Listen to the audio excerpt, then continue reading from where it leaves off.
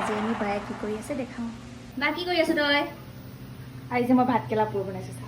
Wow, ভাতকেৰেলা পুৰ ইয়াত ষ্টাফিং কৰিছোঁ। এতিয়া পৰিয়ে গৈছে আৰু পেলাই দিছচোন। একো নহয়, চব মেকআপ হৈ যাব এতিয়া।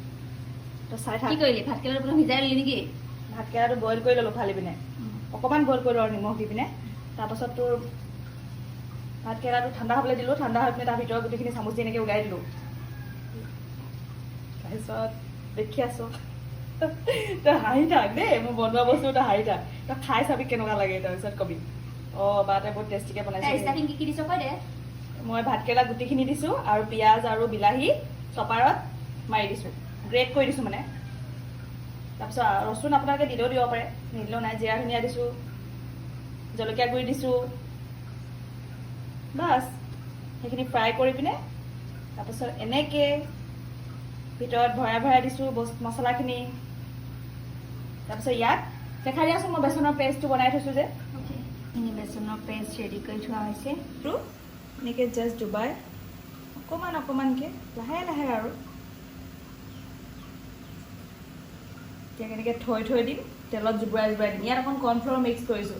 কৰ্ণফ্ল'ৰ মিক্স কৰিলে মানে কি হয় আপোনাৰ এনেকৈ গুটি গুটি গুটিকৈ ওলাই যায় যে তেলত। কৰ্ণফ্ল'ৰ বা চাউল গুড়িও দিব পাৰে। অঁ সেইটোৱে ভণ্টি ক'বলৈ বিচাৰিছোঁ, সেইটোৱে মই ইমান নাজানো যে।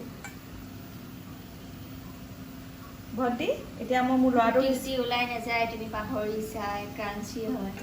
হ'ব আৰু কিবা এটা। এতিয়া মোৰ ল'ৰাটোক যে মই স্কুল আনিব যাওঁ, তুমি সেইখিনি ফ্ৰাই কৰি থাকিবা দেই, তোমাৰ মৰমৰ ভাগিনটোক কাজিয়া লাগিব পৰা।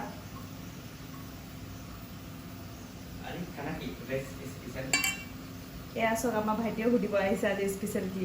আমি বনাই আছোঁ ভাতকেৰেলা পুৰ।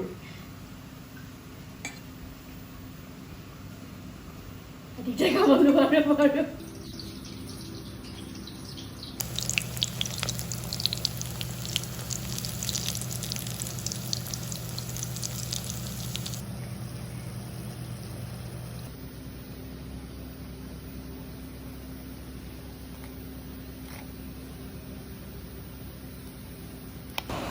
এয়া ভাতকেৰেলা পুৰ বনোৱা হৈ গ'ল।